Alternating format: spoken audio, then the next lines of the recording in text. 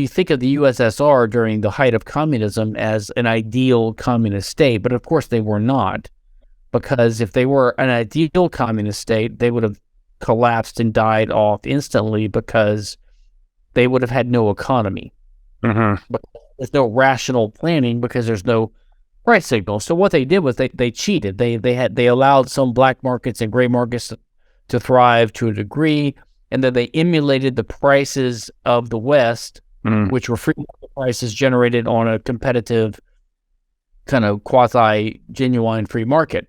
So the only reason the USSR and communist systems don't collapse instantly is because they're not pure communist. Because if they were, everyone would die. So it's a good illustration of the general thesis that socialism is counterproductive and unjust.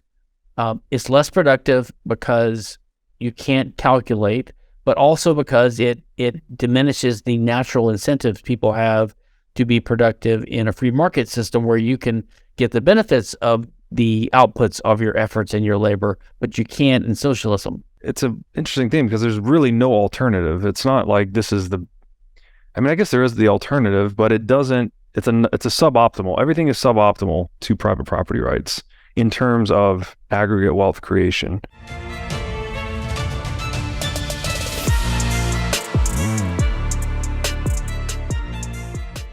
Hey everybody, welcome to the What is Money Show. I am thrilled to have you here joining me on my mission to help shine light on the corruption of money.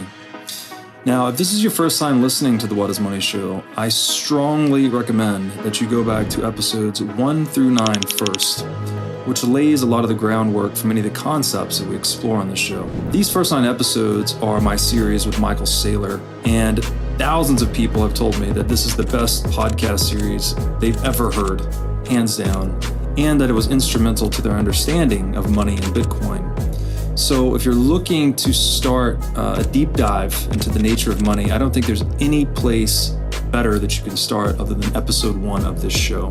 Now, a little bit about this show and how it makes money. The What is Money Show is 100% sponsor based. So all of our revenues are derived from direct sponsorships. And I strive to be very selective about the sponsors that I work with, specifically only using sponsors that I use personally, and also choosing sponsors that have values which are well aligned to the values expressed on this show, such as freedom, education, self-sovereignty, etc. So what I'm going to do now is a few ad reads right at the top of the show, and then I'll do a few more ad reads in the middle. And I hope you'll take the time to listen to them, as again, these are hand-selected sponsors, and I think you'll like what they have to offer.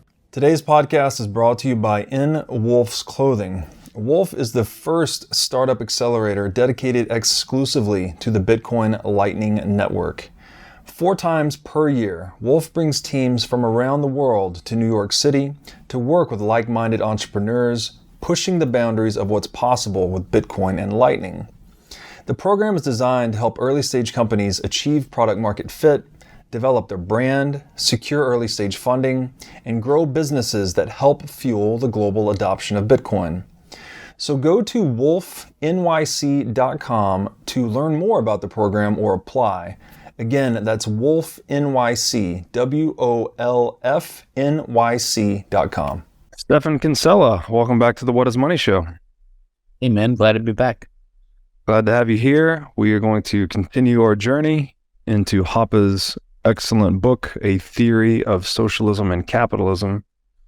And just to get us rolling today, I will read an excerpt from page 50 in the PDF. It's 51 in the PDF Navigator and 50 on the PDF itself. Hoppe writes, besides exemplifying the main point, the case of the two Germanys, because of its experimental-like character, proves particularly helpful in illustrating the truth of the rest of the theoretically derived conclusions. Looking at comparable social positions, almost nowhere in West Germany will one find people working as little, as slowly, or as negligently, while the working hours higher in the East are of course regulated as their East German counterparts. Not, to be sure, because of any alleged differences in mentality or work ethics, as those are very much the same historically, but because the incentive to work is considerably reduced by a policy scheme that effectively closes all or most outlets for private investment. So, just jumping back in where we left off, I think Hoppe is, clearly we can't run any experiments in the sphere of praxeology or human action because there are no constants. But I think what he's arguing here is that we had as close to an experimental environment as we could possibly have. Maybe not possibly have, but one of the best we've had historically, which was the actual split of Germany into East and West parts. And he's highlighting here that the way I see this is that, incentives seem to be the thing that governs a lot of human action, especially in the realm of productivity and economics.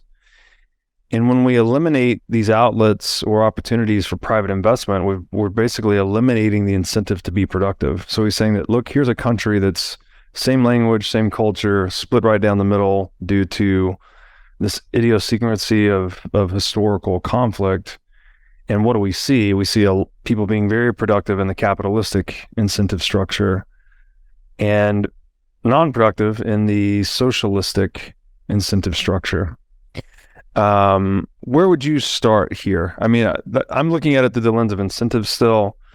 It seems like, I think the author is as well, but I'm just curious to hear your thoughts about what he's trying to convey in this passage. Right. And I think another example would be North and South Korea, right? Which Michael Malice has written about and others. Mm-hmm. Another country that was split apart by basically communist and free enterprise systems.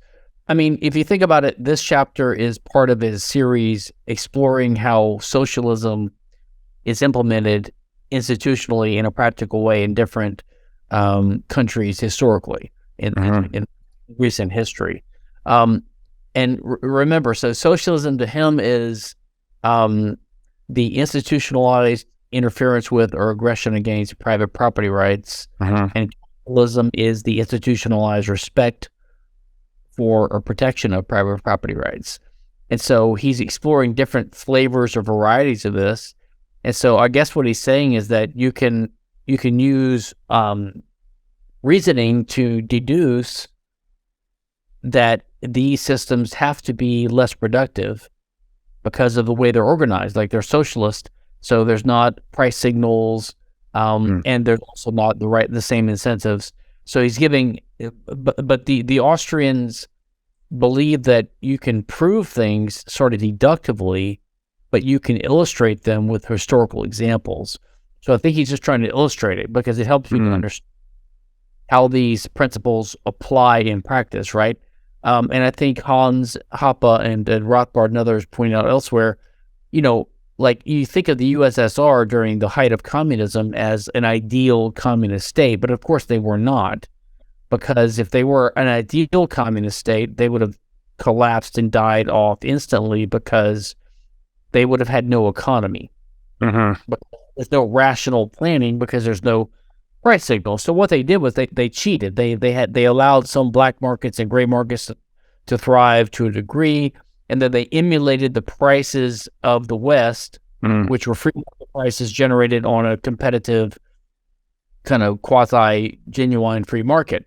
So the only reason the USSR and communist systems don't collapse instantly is because they're not pure communist, because if they were, everyone would die. And so I think what he's saying is, yeah, it's always a mixture, but to the extent that you actually try to implement these policies where people can't own their private property, and therefore there's no genuine free market in the prices of capital goods, then you don't know what you're doing. And this does lead to, in the end,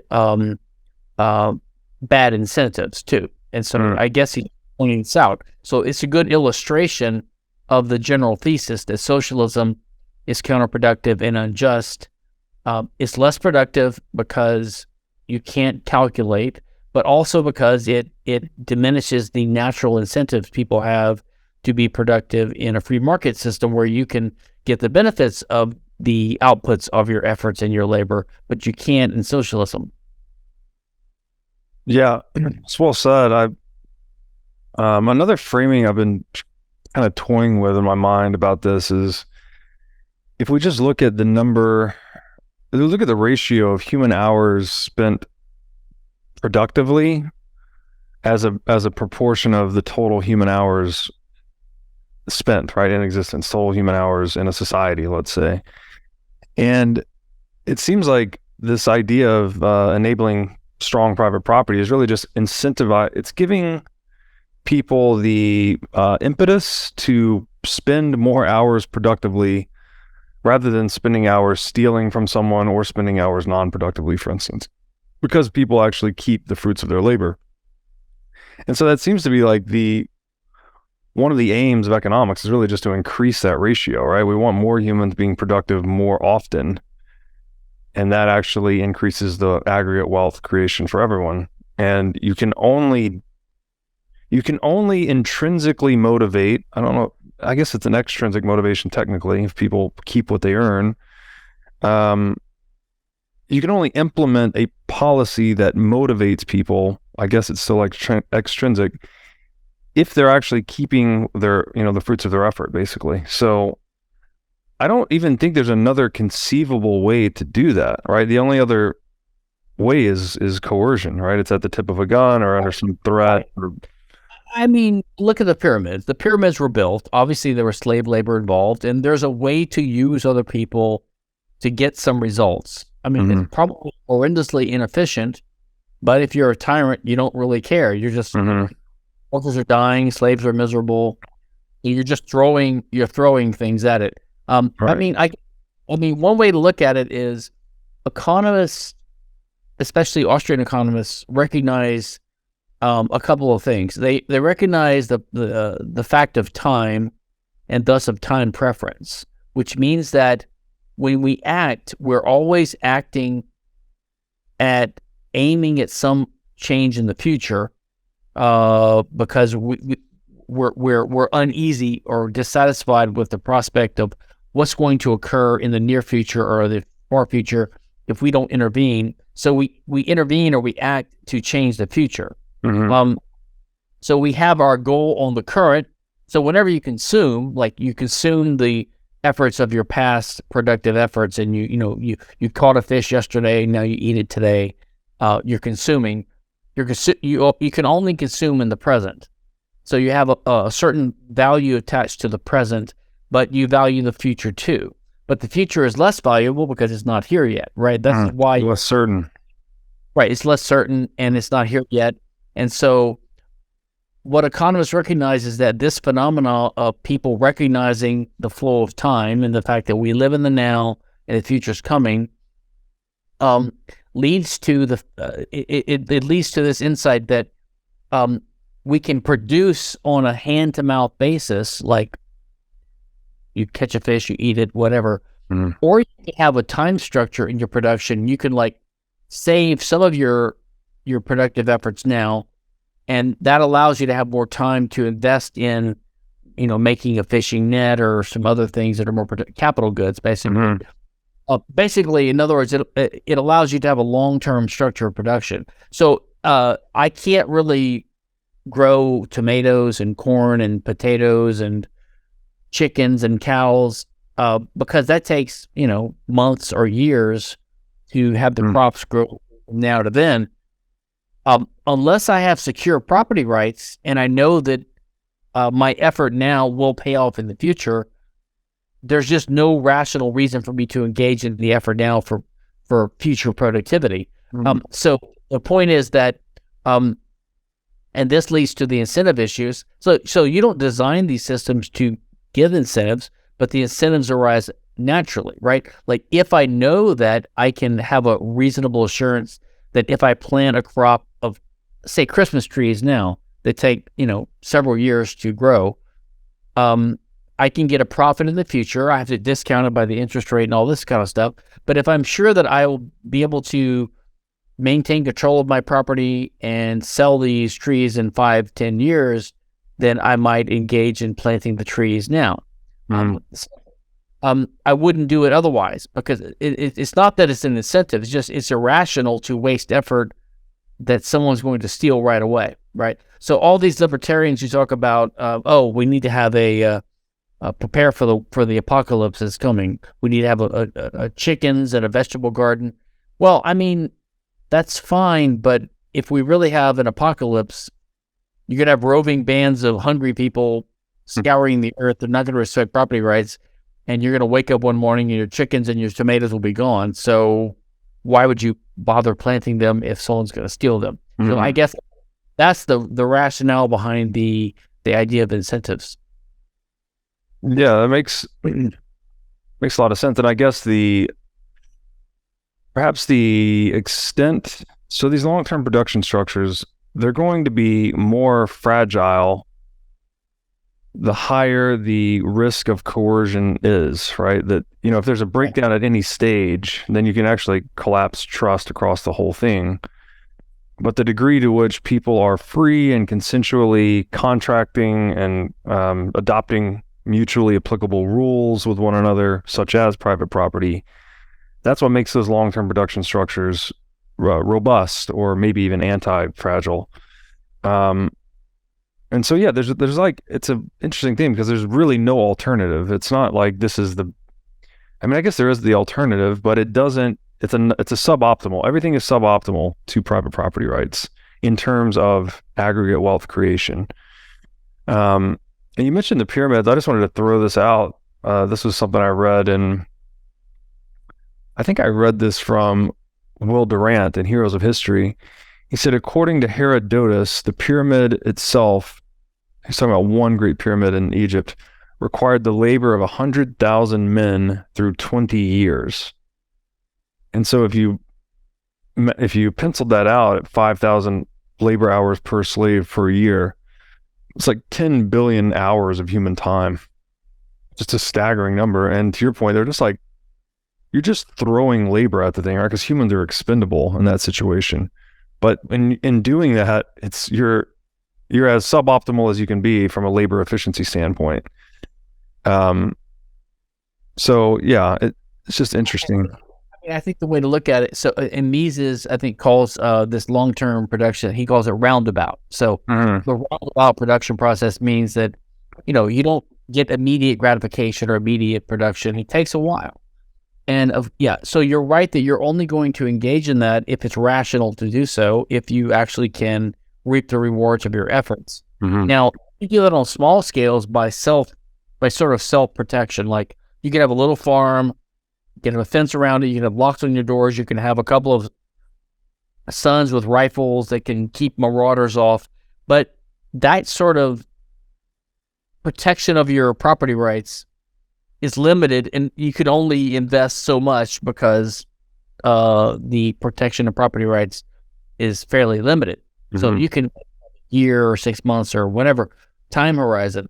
But if you have the institutionalized protection of property rights spread across the whole society, like with a legal system, and you can count on that to a certain degree, that is when you can start engaging in higher and higher levels of roundabout production or long-term.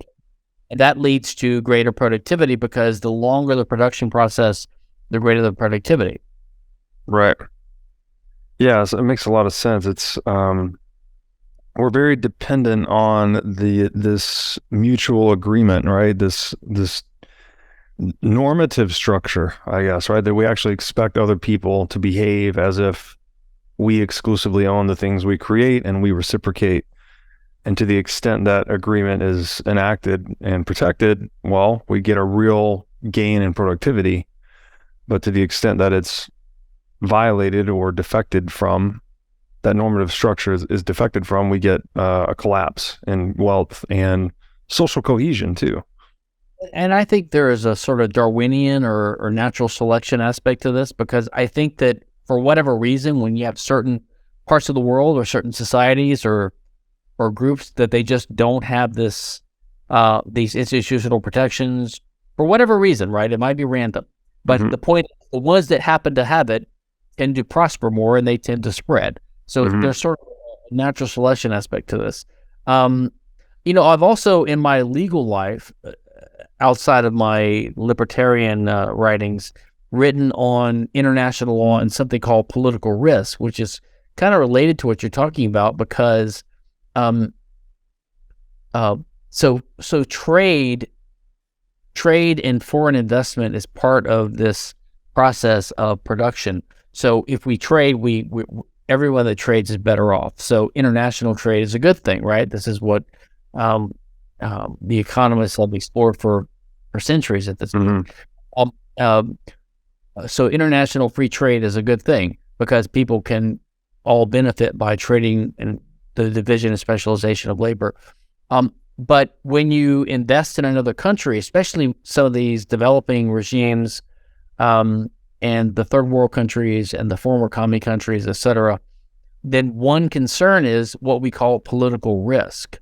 Now, yes, we libertarians are heavily critical of the U.S. and Europe because of the socialist aspects. Like your property rights are not completely secure because every year you have property taxes and income taxes and regulations, and the government could seize your property. But by and large, the institutional respect for property rights and free markets and capitalism is pretty high in the West, which is, I think, the reason for their success. In the emerging economies in the developing world, it's not the same thing, especially like in the Middle East in the 70s, and they were expropriating Western companies. So the point is, if you want to have Exxon wants to have a big investment in oil and gas or some other infrastructure project in Saudi Arabia or some other country in the Middle East, or Cuba, let's say Cuba, a communist country, then if the government just seizes it and nationalizes it, then they're going to lose their investment. So the question that factors into the decision to invest in the first place. So the level of political risk is similar to what we're talking about, like the level of institutional protection for property rights in a given legal regime or a given country or a given jurisdiction. On the international stage, because international trade is important, it's important to have ways to reduce the political risk that the government will expropriate your investment in their country, say China or Russia or Azerbaijan or the Middle East, something like that. And there are ways you can do that using international law and legal agreements and concession agreements and treaties and political risk insurance, which is a bit of a far field, but I find it fascinating because it's a practical way that lawyers and the international legal system can help Western private companies somewhat reduce the political risk and therefore encourage investment in these foreign countries and increase productivity ultimately. Yeah, that's really interesting. So you can channel some of that tendency to aggress against private property into a legal system that lets you resolve it non-violently or less coercively, perhaps, something like that. International arbitration, treaties, like in risk insurance, bilateral investment treaties between countries. I mean, I know a lot of libertarians are skeptical of this multinational WTO, UN, NATO kind of thing, but we have to have our eyes open, and there are good things about it because the good, in the old days, I used to criticize what was the treaty with Mexico before Trump got rid of it. Under Bill Clinton, when we had the free trade, the North America Free Trade Agreement, NAFTA, right? NAFTA. Or rid of that, replacing with some other acronym. But you could criticize the WTO and NAFTA, these things, for being managed trade. It's just for trade, but they did basically incrementally move overall in a direction of more free trade, which I think is a good thing. Right? So we have to I've never been a libertarian that opposes incremental improvements in favor of liberty. I've just opposed, as long as they're unambiguous. In other words, like the voucher system is a good thing. I'm going to have a debate on this at Soho Forum. So everyone's like, oh, well, wouldn't moving to school choice or a voucher system be a step in the direction of liberty? Yeah, it's not perfect, but it's a step in the direction. Like my concern is it's not a step in the direction because It would give the government more control over private schools. It would expand educational welfare. So like there's negatives along with the positives, right? The positives are more efficiency of the public school system. Okay, that is a positive, I guess. Although I'm not sure if it's a positive thing to have the government more efficient at brainwashing our kids with, stated, like it's not that clear. Yeah. But I do think that the international treaties like WTO and NAFTA and the GATT, GATT, I think overall they're good things, although they do entrench the idea of state managed trade. And trade is a bad thing in a way, and the only reason you would allow someone to trade with you is that they give you something in return. Like there's false ideas behind the motivations of the people doing it, but overall the thrust of free trade has increased in the last 30, 40 years on the world stage. Right. The UN and GATT and NAFTA and the US and the WTO and these things. Yeah, so there's a trade-off occurring, perhaps, that these organizational bodies that you mentioned, they're bringing more unification to the world. So they let us have more global division of labor, or more global trade, more global division of labor. However, they're also used by the U.S. to benefit the U.S. interest at the expense of other countries. So it's not black or white, clearly. But we do need that, right? We need, and presumably that's kind of where a Bitcoin may offer some promise in the future, is just like this neutral international settlement layer that it's not obviously going to do the same things legal wise that some of these bodies can do, but you could at least get the money aspect sort of on neutral territory or a level playing field between nations. I agree with that. I think that the U.S. domination of the whole sphere is partly because of the dollar hegemony, and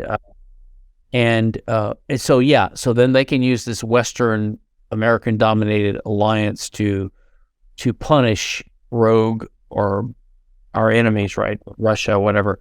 But if Bitcoin became more of a world reserve currency, then that would remove that power. So the U.S. influence would be reduced massively, which I think is a good thing ultimately. It doesn't mean that international law itself and these institutions wouldn't have a good role. In fact, I think in an ideal free, if we were to move, so I mean, in my mind, the ideal free world would be an anarchist, libertarian world. And a step above that or below that would be a world of 100,000 Liechtensteins, like 100,000 city-states of, 50,000 people, whatever, 100,000, whatever. That would be even better. And then, of course, in that world, no country would be dominant and self-sufficient, so everyone would be forced to trade, and it would be fine. It would be a good world, right? International law and treaty, the importance of treaty obligations and comity and respecting each other's borders would be of paramount importance, which is a good thing, I think, which is one reason why, unlike a lot of my libertarian friends, I am completely opposed to like Russia's invasion of Ukraine for libertarian reasons, for legal reasons, for whatever. I mean, Russia's invasion is a clear violation of the international law provisions in the UN Charter that they agreed to in 1945, not to invade another country unless you're subject to armed attack. That's it. And Russia. So Russia's invasion of Ukraine is clearly illegal under international law. So then you have libertarians say, what about NATO? What about us? It's like, well, that's not the point. Just because you declare Russia's invasion to be illegal and illiberal and unjust under libertarian principles, because they're conscripting their citizens, they're taxing their citizens, they're murdering innocent civilians in Ukraine. None of this means that you justify what Ukraine's doing. I mean, they're another evil state too, right? They're corrupt and they're horrible, but at least international law says you should not invade another country unless you're under armed attack, and Russia's violating that. I think that's a useful principle that libertarians should favor, because we want to find any excuse we can to limit state aggression and state power, state violation of the rights of the individual. Yeah. Yeah, it's almost like the non-aggression principle at the state level, right? That no state has a right to aggress against another state unless it's in response to some prior aggression, something like that. Well, responsible armed attack, actually. So, I mean, in Russia, this in 1945, and they're on the Security Council. They're one of the founding members of the UN. They have a paramount obligation to take their own obligations seriously, and they should not be invading Ukraine. Now I'd like to tell you about our sponsor, iCoin Technology. iCoin has just released a sleek new hardware wallet. It looks like a mini iPhone with a little touch screen and camera on it. The device has no Wi-Fi, no cellular connection, no GPS. It's a strictly physically cold hardware wallet. Like I said, it's got a high-res 3-inch touchscreen. It's got a camera for air gapping the wallet. It's got optional Bluetooth compatibility. And it's really a brand new UI, UX experience for a hardware wallet, making it very accessible, easy to use, not intimidating. And as we always talk about on this show, the only way you can truly own your Bitcoin is by having it in self-custody. So you need a device like iCoin Wallet to truly own your Bitcoin. Go to iCointechnology.com today and use promo code Bitcoin23 for 30% off of this new sleek hardware wallet. Now I'd like to tell you about our sponsor, CrowdHealth. CrowdHealth is a Bitcoin-enabled alternative to legacy health insurance. Now let's face it, legacy health insurance is an absolute scam. Nobody can explain this better than the legendary comedian Chris Rock. Insurance. You got to have some insurance. You got to. There's an insurance. They shouldn't even call it insurance. They should just call it in case shit. Like, I give a company some money in case shit happens. Now, if shit don't happen, shouldn't I get my money back? So with CrowdHealth, instead of just paying premiums that you'll never see again, you can hold part of this pool of savings in dollars and in Bitcoin through CrowdHealth. And when you have a health event, you can draw against this pool of communal savings. So go to joincrowdhealth.com/breedlove to learn more or sign up. Now I'd like to tell you about our sponsor, Wasabi Wallet. With Wasabi Wallet, you can receive, send, and store Bitcoin privately. In Wasabi Wallet, your transaction history and wallet balance are completely hidden. Wasabi Wallet is easy to use. All of its privacy features are built in by default, and it works with any amount of Bitcoin. Wasabi users can make CoinJoin transactions together with BTC Pay server users or Trezor Suite users. For BTC Pay server users, they can make payments directly inside of a CoinJoin, and for Trezor Suite users, you can make CoinJoins directly on a hardware wallet. These features result in fee savings and security improvements for both sets of users. So go to wasabiwallet.io today to download the state-of-the-art Bitcoin privacy wallet. Try to take this back to Hoppe's piece. Again, he's using Germany, like East and West Germany, as like this experiment or observation on which to kind of justify his theoretical points. And so he's continuing here. I'm on page 51 now on the PDF, and he writes, experience also corroborates what has been said about the other side of the coin, the overutilization of publicly owned means of production. In West Germany, such public goods also exist, and as would be expected, they are in relatively bad shape. But in East Germany, and no differently, or in fact even worse in the other Soviet-dominated countries, where all factors of production are socially owned, insufficiently maintained, deteriorating, unrepaired, rusting, even simply vandalized production factors, machinery, and buildings are truly rampant. Further, the ecology of crisis is much more dramatic in the East in spite of the relatively underdeveloped state of the general economy than in the West. And all of this is not, as the case of Germany proves clearly enough, because there are differences in people's natural inclination to care and to be careful. So another theoretical assertion he made earlier was that publicly owned means of production would be overutilized, and everything he said here, right? Insufficiently maintained, deteriorating, unrepaired, rusting, vandalized, etc. That tends to happen more to publicly owned means of production versus privately owned means of production, because with private ownership, the private owner has an incentive to maintain the asset, right? He has a long-term capital interest in the asset. Whereas in public ownership, it's much less clear, right? Like one individual can reap the rewards and then dump the costs on another group of individuals. Do you have any thoughts about that particular passage? No, I think he's illustrating. So he's saying that the last sentence, it's not because there are differences in people's natural inclination to be careful, because the West Germans and the East Germans are basically the same kind of population. So if there's a difference in what's going on, it's not because of the people, it's because of the institutions. So pointing out that it's a good illustration of this. Hans argues in another place, he wrote a letter to the conservative, paleo-conservative magazine Chronicles, and I think he put it in one of his articles. He argues that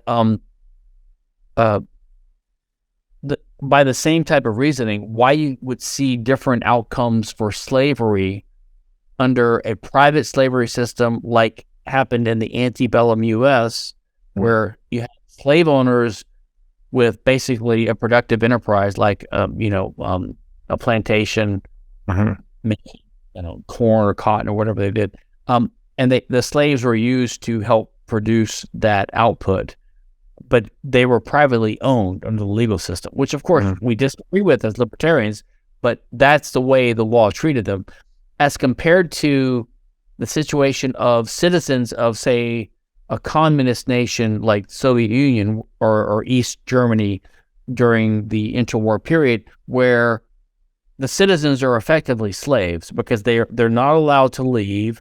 The government tells them what jobs they have to do. The government controls their lives. So they're basically slaves, but they're public slaves. Like, they're just public slaves. So because of that, the incentive structure is different. And if you read Hoppe's little letter to Chronicles, I mean, you can interpret that as being pro-slavery. It's not pro-chattel slavery. It's just analyzing, like, if you're going to have slaves, how do they work differently? And which slaves would be treated worse and better? If you have the Soviet Union, the people are just basically expendable resources. As you're not using them efficiently, they're just there. I mean, how many people were killed during the famines in the Ukraine? Right. 40 million people. They just throw people away. Whereas a private slave owner, as cruel and as unjust as that is, they do have an incentive to keep their slaves alive and happy enough to keep working and things like that. So there's a natural, you can even see how you could say, well, I'd rather be a slave in antebellum America than in Soviet Russia, where I can't even escape and own anything myself. So that's a quite interesting side comment by Hoppe. Yeah, that's a very interesting take. And it's funny that we don't even refer to people from the Soviet Union as slaves, but that's a great point, that they were just under this socialist regime where they had no autonomy, really, right? Their jobs were assigned. Well, not only that, let's talk about the U.S. So we think slavery's been abolished, but and let's forget about the illegal immigrants coming over and they're allegedly enslaving children, child labor. In the U.S., the 13th Amendment to the Constitution says, slavery is abolished, but they make an exception for going to prison for violating a law, for committing a crime, which means that they sort of recognize that when the government takes an innocent person or a guilty person, either one, and they put them in prison for violating a law, they're effectively enslaving them. So they couldn't abolish slavery outright because that would mean prison would be illegal. So they had to say, well, if you violate a law and you're put in prison, and by the way, there's prison labor Like, we criticize China for the prison labor of the Muslim Uyghurs or whatever they call them. What about in America when you have prisoners in prison labor getting 15 cents a dollar, and the prison or some other companies making the rest of the profit for, I don't know, making license plates or having call centers, whatever the hell they do. But the point is, you have, that's what chain gangs were, right? Right. Chain, like prison labor. This is slavery. But we say, well, it's an exception to slavery because they're imprisoned for violating a law. Yeah, but the government can make anything illegal that they want. So they can, I mean, fine. I agree that if someone commits murder or rape or robbery, you can enslave them as part of their punishment. They deserve it. Okay, that should be an exception to the general prohibition of slavery. But if you say that for violating a law, and the government has the power to pass whatever law they want, then slavery can come in from the back door. So right now you have people going to prison and being enslaved for possessing marijuana or selling marijuana or cocaine or some other drug, or for not paying their taxes, or for refusing to be conscripted in a war when there's a draft, in Vietnam or whatever. So the government can basically enslave anyone as long as they say, "Oh, you violated a law." Right. So I mean, we're not so much better than Russia enslaving the Uyghurs or whatever they're doing, or no, sorry, China, and because we have a huge prison population, which are basically, I mean, I don't know the numbers. I'd say at least half of them are people that are, or at least a big percentage of them, are innocent people who've done nothing wrong in the libertarian sense. Yeah, so this is an interesting topic too. So one of the ways I've thought about this and tried to describe it, and I'd love to hear your thoughts on it, is that if you're someone that has a definition of a slave is someone that has a 100% effective tax rate. Right, so all the fruits of their labor go to a taxing authority, whether that's a government or a prison or whatever it may be. And so, when people say slavery's been abolished, I'm like, well, you just tell me what your tax rate is. Tell me what your effective tax rate is, and I'll tell you what percentage of a slave you are, because that is the percentage of the fruits of your labor that you don't keep, you don't control. All right, there's this fundamental injustice of you not keeping that percentage of what you rightfully earned. And, a lot of this kind of hangs up on the definition of taxation as theft, but, if you can't say no to it and you can't take your business elsewhere, then I don't know how you could say that's anything other than theft.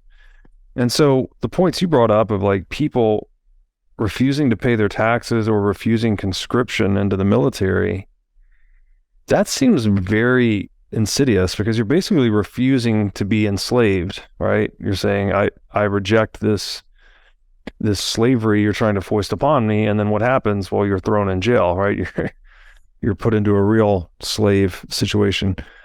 So it's like we're not, like we think we're in this super civilized world, and sure, we've made a lot of progress, but no, there are these weird elements of coercion for coercion's sake, in a way, right? Just to justify the state's dominion, I guess, in the world. And so, like, what are we to do about that? Because obviously, it's ethically wrong. I would assert that it's morally wrong in most people's moral worldviews. Yet it's normalized, and it's not well understood. People think, oh yeah, of course, if you don't pay your taxes, you go to jail. If they don't think about it through this slavery lens. Is this just the way the world needs to work or should work, or is there something is there a better way to do it? Well, I think one thing we can do is those of us who actually see through we actually understand the reality of what's going on, we can refuse to lie. Like, go ahead and call it by what they are. I mean, Hoppe has something like he thinks we should, stop taking the state so seriously and mock it. Don't give it respect. Like, if, when you have these libertarian groups, they have like a congressman, I don't know, Justin Amash, and they the honorable Justin Amash. It's like, why are you giving people, why are you kissing the ass of official state designations of people that are basically part of this criminal organization? So have comedians make fun of them. Don't take them seriously, but also call them out. That's I think that's part of the first step, right? But I just think the other thing is truth in advertising, right? Don't let them get away with saying that's just. It's like I'm sure you've done this. I've done this at gatherings of normal-ish people, and they seem to be kind of intuitively with us on a couple things. They're kind of like good liberals or good light Republicans or whatever. And they'll say something, but they always fall back to but he did violate a law. They don't understand. They can't conceive of law as not coming from the state, right? Right. And so they're sort of caught up. They're tricked up by it. So I mean, that's one good thing about being a libertarian is you can if you're talking to Democrats, you can always out civil liberties them. Right. Talking to Republicans, you can always outdo them too, because we're more consistent on our understanding of the nature of the government and free markets and civil liberty deal. I think there might be, because he did break a law. Like it's almost like the moral or ethical justification for whatever the retaliation was. But I think there's kind of a misunderstanding there, and I would point to the piece you wrote actually, right, on the differences between discovered laws or legal discovery versus legislation by fiat. That there are certain laws that kind of are discovered over time as like the standard resolution to a set or a type of problem that ossify into law over time. So it's much more like a naturally emergent bottom-up process, right? Versus legislation by fiat, which is just some guy or girl in an office of authority writing a law. Then yesterday it wasn't a law, today it is a law. And that's much more this arbitrary, what you said earlier, like the government can backdoor slavery that way, right? Because you can make anything illegal, right? Like you said about marijuana, you made a plant illegal. So possession of a plant now is grounds for enslaving a person. So when people say that...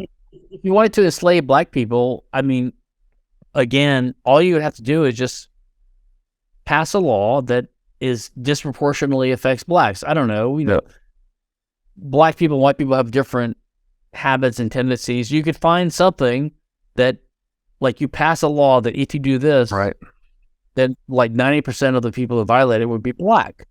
There's been arguments that the disproportionate nature of the laws enforced against people who possessed cocaine versus people who possessed crack cocaine, right? Crack cocaine was something much more heavily used by black communities, and it carried much larger fines, penalties, jail sentences than cocaine. And so that might be exactly what you're describing there, is that type of situation. Yeah. That's a perfect example. The laws happen to have a disproportionate racial effect. Right. Okay? But there's a reason it has that effect. Right. It's because we've turned the black communities into what they are because of welfare policies and legacy of slavery and discrimination law and all this kind of stuff. And so, so it just happens to be that way. I mean, everyone is familiar with, so everyone in America is now familiar with the, what's the warning that they give, but when they arrest you, the Miranda rights, yeah. All those little stuff. But they're aware of this mantra that, ignorance of the law is no excuse. Okay.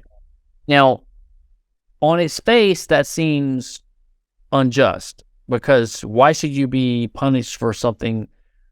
If you did something that was illegal and you didn't know it was illegal, why should you be punished? Well, the reason that the original ancient private law said that ignorance of the law is no excuse is because the assumption was that the law was the organic law that evolved over the centuries and custom and our intuitions. And so the flip formulation is that, the natural law is engraved on your heart. Mm. In other words, you freaking know that you shouldn't commit murder. Right. Don't tell me that you didn't know you shouldn't commit murder. Everyone knows this. Like, it's part of our culture. It's part of our customs. It's engraved on your heart. It's part of our nature, whatever. And when you look at law that way, then the idea that ignorance of the law is no excuse makes sense, because you're saying, like, you're not going to get out of this. You can't rape a girl and say that, oh, I didn't know I shouldn't rape her. Mm-hmm. You can say you knew. You knew. Mm-hmm. But when law becomes not organic, natural, intuitive, customary, developed law, but it becomes just the decrees of a legislature, and those decrees take up 30 feet of shelf space in a law library of arcane statutes that only lawyers can read, and even they can't read all of them. And so you actually don't know what the law is a fake law, and you don't know what it is. Then it becomes perverse to say that ignorance of the law is no excuse. Actually, ignorance of the law should be an excuse if the law is fake and arbitrary and made up, and no one knows what the hell it is, right? Right. Yeah, that's a great point. That's a very slippery slope, right? Once you allow someone to just produce or generate new laws by fiat, everyone that comes into a position of power will just produce the laws that benefit them. And much rarely are they repealed, I assume, right? These are people just producing new laws for whatever private interest they may have. And so over time, you get all these different people that have been in positions of power, and it leaves like a wake behind them of all these accumulated fiat laws. And how could you not be ignorant of that? It's a bunch of arbitrary opinion. Possible. And at a certain point, some of them become so old and outdated, they're called dead letter laws. If you look it up, there's like a mountain of insane, like, there's some cities or towns or counties where, it's illegal to put a penny in your ear or something. Like, there's laws. No one's going to remember that or know that. And so at a certain point, if the prosecutor enforces it, it's because he has like an infinite number of laws he can pick and choose from to go after whoever he wants. And that's also enforcement, and that means the prosecutor is a god, and we're basically at his mercy. Which is one reason I think that there should be in America, in the state and the U.S. constitutions, I think there should be. I think legislation should be radically limited or prescribed. But one way to do that would be to say any legislation expires automatically after X years. So like you have, it's called sunset laws, because you have all these laws that are like, they make no sense, and then they just grow and they grow, and they're never repealed because there's never a political impetus to repeal them. So every law should have a time limit, I believe, built in. Every artificial law, that is every statute, should have a time automatically built in where they expire. And if there's not enough political will to revive the law or to keep it going, then it just expires, right? Like, and they do that on occasion with some laws, usually with tax cuts. Like they'll say, like George Bush and Trump were like, oh, we're going to lower your taxes from 45% to 39% for the next 8 years or 10 years. But then they go back to their original level. So like all sunset laws are usually like, they sunset good laws. Right. They don't sunset the bad laws. Now I'd like to tell you about our sponsor, Bitcoin Conference 2023. This 3-day event will be held May 18th through 20th in Miami Beach. This is going to be the biggest event of the year, as it always is. And the past 2 years in Miami have simply been amazing. Day 1's Industry Day. Days 2 and 3 are going to be open to general admission. And I'd say this is a great place to go and network with Bitcoiners or even look for a job. Just a really all-around great experience. There's a fantastic speaker lineup, including Michael Saylor, Zoltan Pozar, Lynn Alden, Alex Gladstein, many others. And last year, we did a 10 million sats giveaway for this event, and we're going to do it again this year. So to get discounted tickets and enter for a chance to win 10 million sats, go to b.tc/conference and use code BREEDLOVE. Now I'd like to tell you about our sponsor, Casa. Casa makes it simple to buy and secure your Bitcoin without wondering whether you're doing it right. Specifically, Casa provides a multi-key custody solution, which is by far the most secure way to custody your Bitcoin. Now, when I talk about Bitcoin being theft-proof money or inviolable private property, a multi-key custody model is exactly what I am talking about. Using multiple keys lets you maintain full control of your Bitcoin while also giving you redundancy in case you lose one of the keys. It's also the best way to secure your Bitcoin for inheritance planning purposes. So go to keys.casa, that's C-A-S-A, today to sign up and use discount code BREEDLOVE. So I assume that like the English common law tradition, that was more of the discovered law, at least here in the West process, the legal discovery process.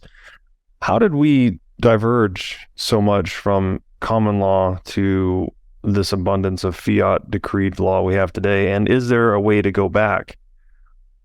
I think my impression is what happened was this. So you had the Roman law, which was before the common law, and it was largely decentralized and organic as well. It was a beautiful system.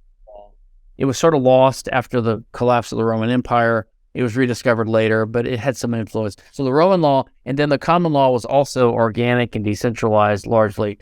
Both generated large bodies of private law, which are largely commendable and improvements over what had gone before, and largely compatible with what we would say is libertarian principles: the private law, the Roman law, and the common law. You always had the ability of the state, like the Roman Empire or the English kings and Parliament, to enact statutes, and they would derogate from the private law that the courts had developed. But they were always seen as like exceptions or intrusions. Like you have the private law with a footnote, like, okay, Parliament has reined in this, they've changed this. Okay, fine. They're like on occasion adjusting it or coming in. But I think with the rise of democracy, the fall of the monarchies after World War I, the rise of democracy, and the industrial and the managerial state in the 1900s, you started having this explosion of legislation, special interest legislation by the Parliament in the common law countries, by the legislatures in say America, and in the civil law countries. And over time, the special interest statutes have become the main source of law. There's still a core of private law that's still anchored in the common law, but it's increasingly overshadowed and outruled by statute law. The only solution to that is to get rid of democracy. Once you have a large country with a large population and large special interest groups and democracy, then democratic lawmaking will eventually submerge the private law that we used to have.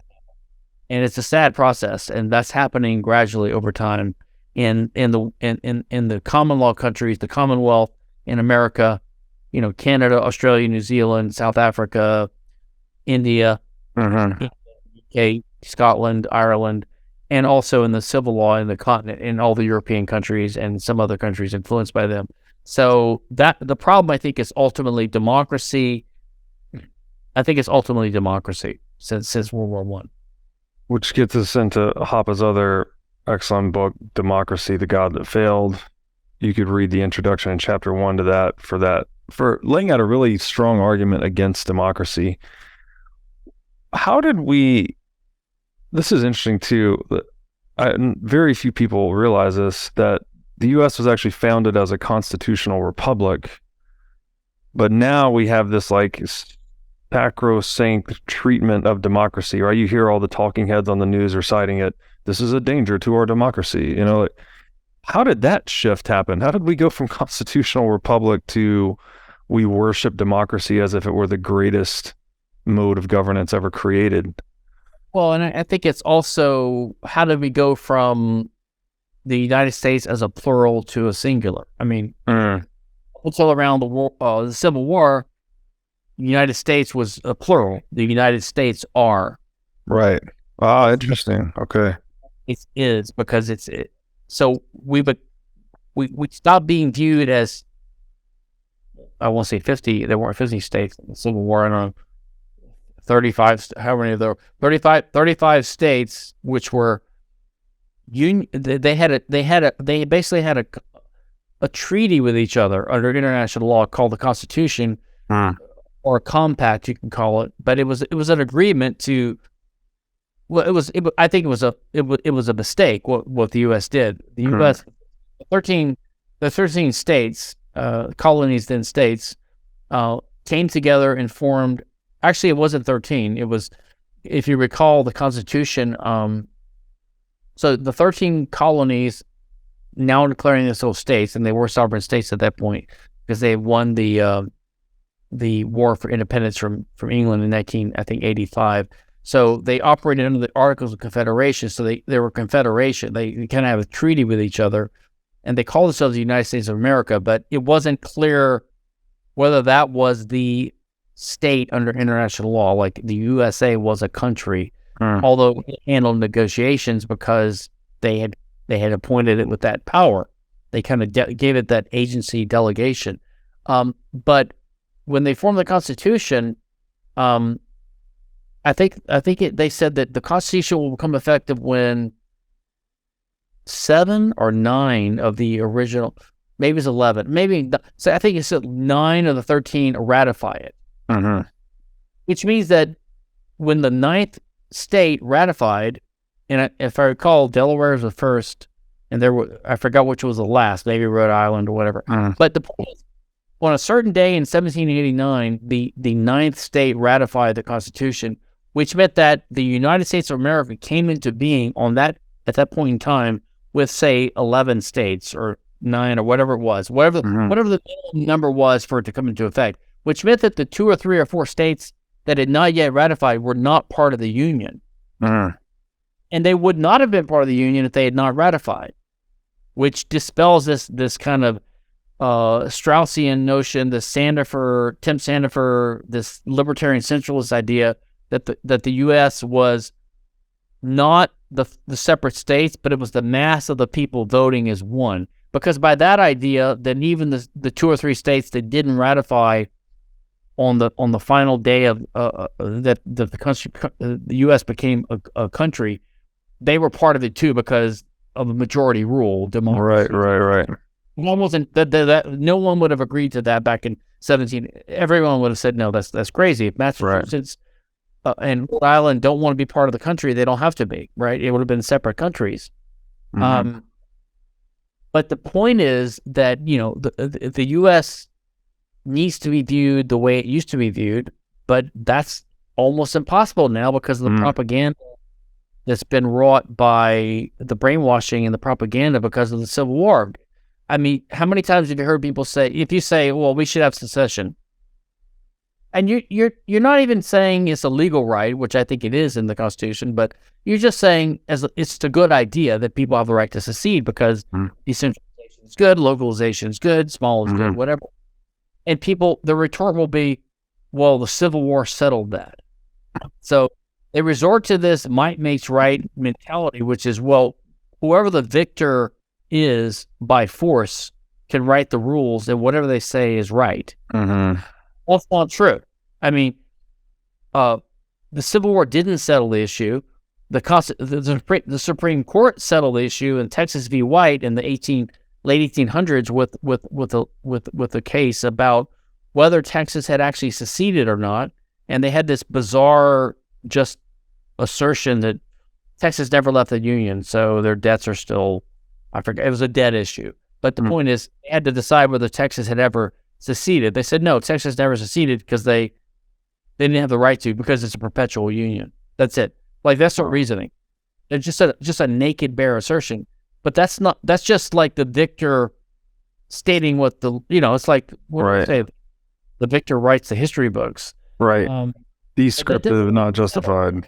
The Constitution still has a meaning, and the Constitution nowhere authorizes the federal government to use force to prevent a state from leaving. I mean, in my view, the Constitution doesn't bind the states at all. at most, when the Constitution says states can't have retroactive, like they can't violate the obligation of contracts. Like there's a prohibitions of what states can do, but the Constitution doesn't give the federal government the power to do anything about it. So my view is that when, in the few cases where the Constitution purports to limit what the states can do, all that means is it's a condition of membership in the club. And it's like saying, like, okay, if Louisiana has a law that violates this provision of the Constitution, then the other states can get together and kick them out of the club. You know, if you join a country club and you refuse to dress according to their dress code and their they can eject you as a member. They can kick you out. Yeah. They can't go to war against you. Like, right. They can't say, you're going to wear this collared shirt and we're going to force your ass into our dining room and we're going to make you. No, they just say, you're violating the rules of the club. You're hereby ejected. Bye-bye. Yeah. And that's what I think the remedy would be. The only remedy the Constitution. So I don't think the Constitution ever meant to or can be construed properly to give the federal government the power to do anything in state territory that the states disagree with. If there's a butting of the heads in a disagreement, then the only option for the federal government is to go to the states and say, we need to kick out this member. They're not following the rules. And then, Tennessee gets kicked out or whatever. That's it. And by the way, I would love that happen to Texas. Kick us out. Yeah. Let's violate some constitutional obligations so they pick us out. Yeah, I think getting out of the United States now, disuniting from the other states, seems to be increasingly attractive, given all of the insanity going on inside the United States. That's very interesting, going from the plural United States to the singular. I never thought of it that way. It seems like, again, I'm reflecting on Will Durant's writing here. I forget which book this is coming from. There's one book he wrote, him and his wife wrote, that's 100 pages, and it's like the history of the world, basically, and condensed into 100 pages. And there's one passage in there where he describes this movement towards centralization and back toward decentralization as like the heartbeat of human history. Like we have this, I think he called it the systole and the diastole of human history. And so it sounds kind of like what you're describing here, is that we had this decentralized constitutional republic that was a response to the tyranny that was being experienced under British rule, right? They were rebelling against this centralized power. And then when the founding fathers said, well, how are we going to construct this thing so we don't become that? They built it as a constitutional republic, but then over time, through division and infighting, which now I'm reflecting on a book by Dominic Frisby, he actually says the Civil War was a war over the tax base, that most of the tax productive, I think the South maybe had 1/3 of the population, but was paying 2/3 of the tax base, something like that, which is much more productive land in the South. And so, Lincoln effectively wanted to keep that revenue when the South wanted to secede peacefully. And so is it, I guess what I'm working towards here is it conflict that's driving centralization? Like, is it, because that's when you need everyone to kind of pull together, right? I guess maybe that's why the U.S. Constitution was there, as if someone waged war on any one state in the U.S., that all the states would band together to fight off the foreign invader. Is it conflict that drives us back towards centralization, and maybe revolution that drives us towards decentralization? That's a good point. I mean, I think that the 13 colonies were close enough in culture, and they're mostly English and whatever, so that they had just fought a war against. They had to band together to defend themselves, to free themselves from the UK, from Great Britain. That was probably part of it, but I think they were wary of the danger of centralization, so they wanted to give this. They wanted to have a representation. They were a new country. They were not rich yet. They were not powerful yet. I mean, they barely won this war against a great superpower at the time, right? So I think that they thought, we need to band together and have a common front. Let's call ourselves the United States of America. So we'll have a Congress, and we can do certain things. They can negotiate for us on the foreign stage. We can have a common defense. But just the states will do everything else, right? So it was an interesting experiment. As for why we became a democracy, I mean, I used to say that too when I was a young college punk. I would say, "Oh, we're not a democracy; we're a republic." Well, I mean, we're a republic in the sense we're not an unlimited democracy like in Athens or something. Partly because the country was too big and certainly became too big to be just like a plebiscite, which decides everything. So it's divided into different layers, different levels, the country, the states, the counties, the cities, the municipalities.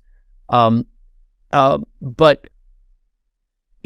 the beginning in the Constitution, the entire design, it was a democracy in the sense that, there was popular election of the president and of congressmen, right? So, I mean, it was a democracy, but it was a limited democracy. It was limited by various rules, like, certain term limits for congressmen, certain qualifications for the president, the electoral college as a barrier between the senators were originally appointed by the states and the governors or the legislatures of the states.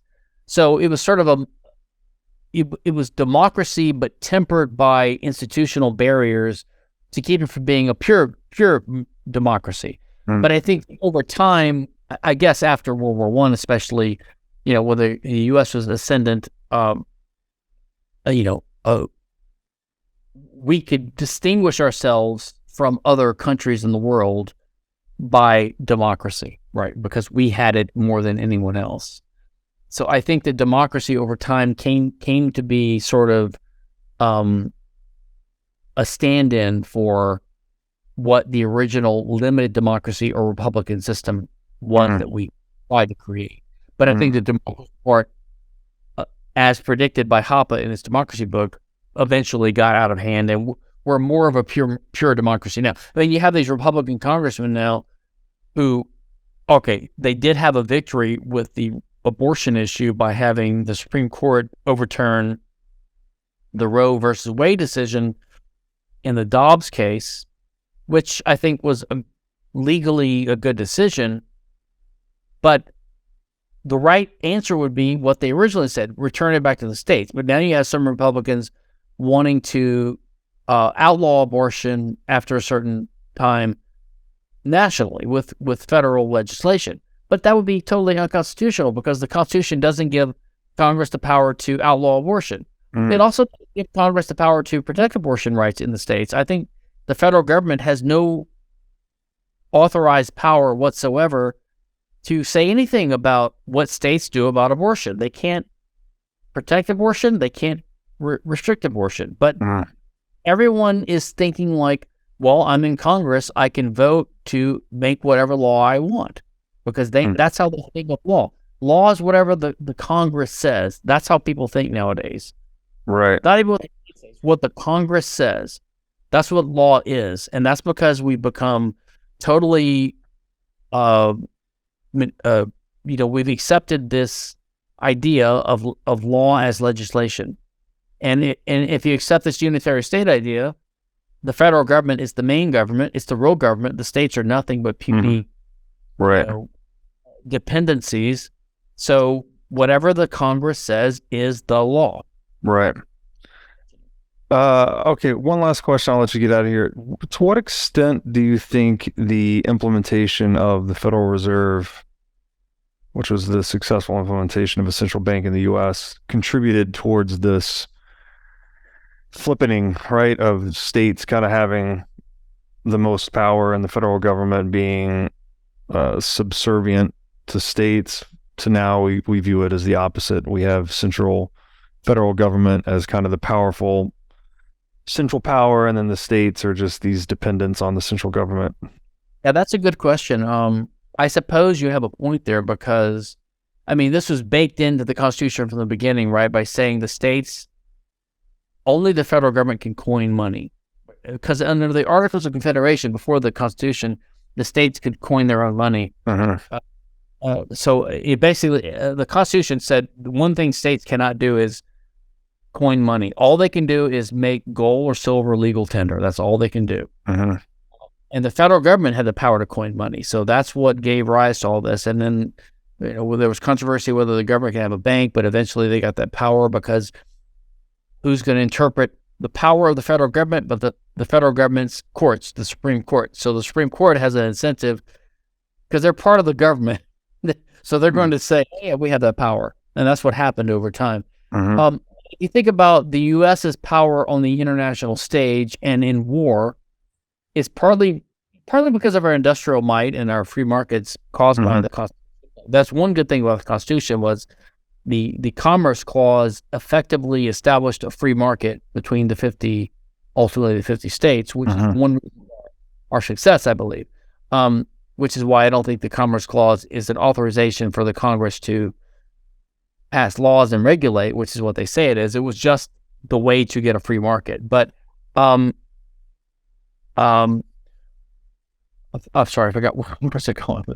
I was asking how the central bank contributed to. Yeah. So because the federal government and the states, but the federal government can only tax so much because people will revolt at a certain point. And so if you have to tax people and you have sound money, like you have a gold-backed money, then you have to tax people to fund your operations. That's it. Which means it's hard to do a war because they're expensive. But when you have fractional reserve banking and the central bank and fiat money, then all of a sudden the government can do deficit financing and they can just spend money when they don't have it yet. So that's when war becomes bigger and the U.S. military gets bigger and we start controlling the rest of the world. And then the dollar after World War II became the reserve currency of the world. So we've been exploiting that benefit for 70 years and exporting our influence to the rest of the world. That may be about to end. Nobody knows. Some people think it might be, whatever. And I suppose that in tandem with the federal government using their ability to have this world reserve currency, fiat currency, they could print more at any time and effectively fund deficit finance their wars and their spending projects and their international intervention, that they can use that also to dominate the states. And they did that with so although there are technically limitations on what the federal government can do, once you say they can tax whatever they want, then the spending power becomes discretionary. So the federal government, whatever money they have, whether they print it or they tax it, they spend that money on whatever they want. And of course, what they do is they say, okay, Louisiana, Texas, Mississippi, whatever, every state, we're going to build a big highway in your state, but only if you lower the drinking age to 18 from 21, So they attach strings to the doling out. So they take money from the citizens of the states, and then they give it back to the states with strings attached. So that's how they control education, departments, the anti-discrimination laws, the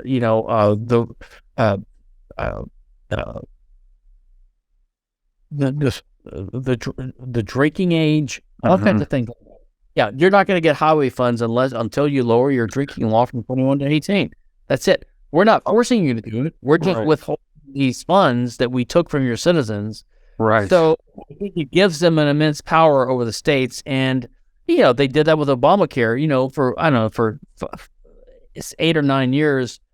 Some of the conservative states held out on agreeing to this. I don't understand this Medicare expansion or whatever, but they're basically turning down billions of dollars from the federal government, and they're starting to all give in now as they will. Right.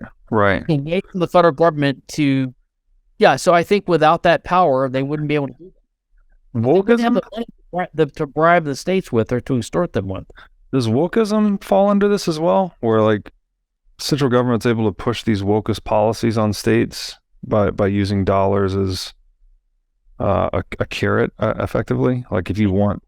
I think we're in the middle of it right now. I think we'll see. Who knows? Maybe we'll start, especially in education, right? Because the education department funds all these all these state-based education systems. And so I guess they can start attaching DEI or LGBTQ plus conditions on the federal aid for education.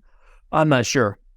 That's a really interesting angle on how the monopolization of money can be used to fund psyops in a way, right? Like you're just stealing purchasing power from people, and then if you want these dollars back, states, well, then you got to jump through these hoops. And then whoever the hoop setter is can basically impose their ideology or their values or whatever it may be into state policy. That's crazy to think about. Perhaps then a constitutional republic standardized on Bitcoin or any hard money for that matter would resist this tendency to centralize over time, just because it would resist the central bank, basically. Yeah, there would be no central bank. Yeah, right. Okay, Stephan, wonderful conversation as usual. Gave me a lot to think about. Let's do it again soon. Where can people find you on the internet?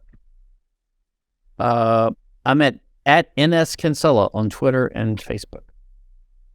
Thank you so much for doing this again. Thanks, Robert.